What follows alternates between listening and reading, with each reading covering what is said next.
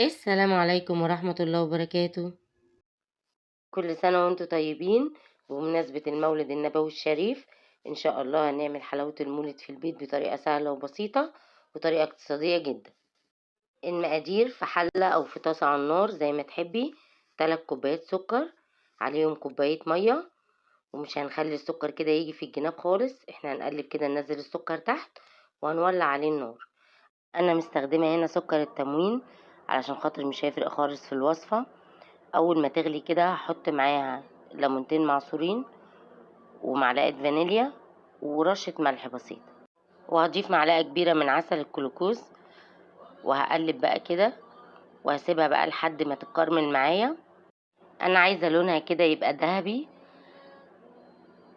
اول ما تتقل معايا هنزل على طول بمعلقه صغيره كده من الكربونات بتاعه الطعميه العاديه بتاعتنا، وهسيبها بقى شويه على النار كده تتقل شويه. وبعد كده هنجيب بقى السمسم بتاعنا، ده ربع كيلو سمسم هنسخنه. هو سمسم متحمص اساسا، انا عايزاه يسخن. اول ما احس ان هو سخن كده واحط ايدي عليه الاقيه سخن، هنقله ببوله هكون دهناها زيت علشان خاطر ما تقفش فيها، وهنزل بقى السمسم بتاعي وهضيف عليه كده حوالي كوبايه من العسل دوت، وهقلب كويس قوي.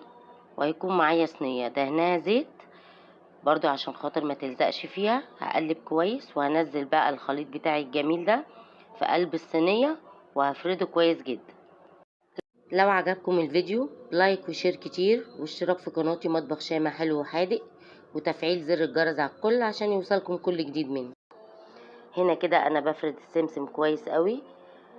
طبعا لو عايزاها تخينة او رفيعة او عريضة براحتك، بس انا بحبها مش تخينة قوي، فهفردها على قد ما اقدر.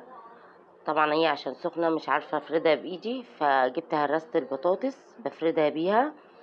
هظبطها بقى كويس كده واسويها، وبعد ما اظبطها خالص هقطعها لان هي هتنشف بسرعه. بصوا بقى اقطعها بقى زي ما انا عايزه كده، متساويه زي بعضيها شبه بعض. بصوا بقى كده جميله. وبعد كده بقى معايا الحمص، هسخنه كويس برضو. لما اتاكد ان هو سخن هحطه في البوله برضو مدهونه زيت، واحط عليها برضو كوبايه من العسل اللي احنا عاملينه. اهم حاجه يكونوا الاتنين سخنين عشان ما تقفش فيها وتبوظ منك يعني. بصوا كده، وهنقلب بقى كويس وهنحطها برضو في الصينية اللي احنا دهنينها زيت، وهنفردها كويس وهنسيبها بقى تنشف كويس عشان خاطر الحمص بياخد وقت شوية. هنفرده ونخليه ينشف كويس وبعدين نقطعه. يا رب ان شاء الله الوصفة تعجبكم وتجربوها وتقولوا لي رأيكم في التعليقات. طبعا احنا عارفين الحاجات دي غالية ازاي في المحلات دلوقتي، كل حاجة غالية مش حلاوة المولد بس احنا بنحاول نعمل حاجات كده اقتصادية في البيت ونعوض بيها الحاجات اللي احنا كنا بنشتريها بأسعار غالية، ونعملها في البيت بأسعار بسيطة وأسعار اقتصادية على قد ايدينا. هفردها كويس برضو زي ما فردناها قبل كده بنفس الطريقة زي ما فردت السمسم، وهسيبها بقى تنشف شوية وبعدين هقطعها. وبعد كده هعمل بقى الفول. انا طبعا جايبة فول من المقلة، الفول دوت فول سوداني حلويات، علشان ما تجيبيش حاجة مملحة، ده بيبقى مفهوش ملح. وتسخنيه برضو بنفس الطريقة كده، وتحطي بقى عليه برضو كوباية من العسل بتاعنا، وهتقلبيها كويس وهتفرديها برضو في صينية مدهونة زيت بنفس الطريقة. طريقة سهلة وبسيطة وان شاء الله يا رب تعجبكم. وهنسيب الفول برضو ينشف شوية وبعدين نقطعه. بصوا هي سهلة وبسيطة ازاي وما كلفتناش ربع تمنها.